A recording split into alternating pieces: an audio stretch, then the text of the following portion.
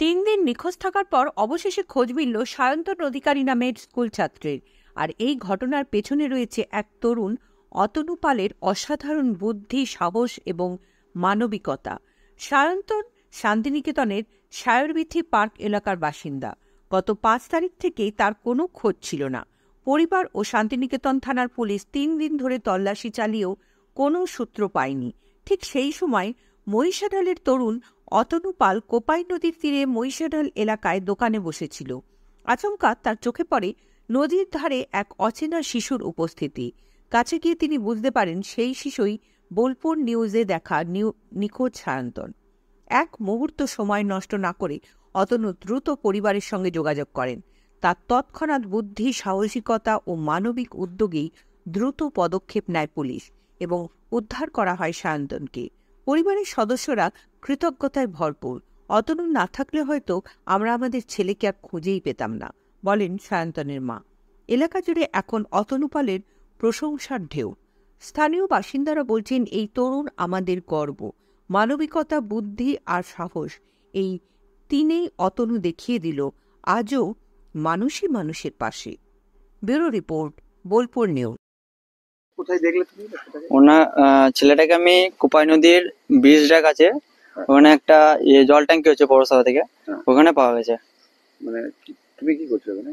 আমার ওখানে দোকান আছে। আচ্ছা, দিয়ে তারপর দেখলাম 2-3 দিন ধরে ছেলেটা এখানে আছে।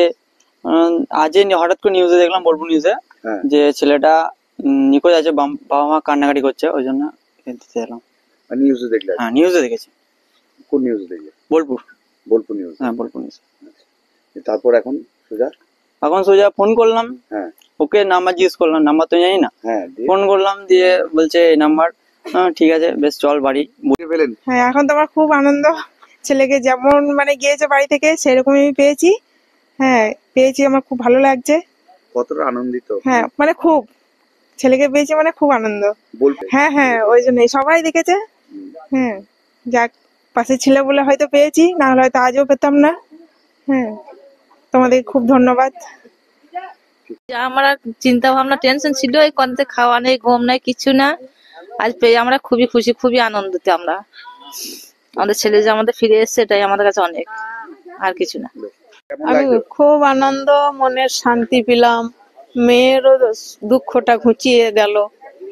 আমি খুব আনন্দ পেয়েছি, ওর মুখটা দেখেও আমার জীবনটা জোড়াইলো।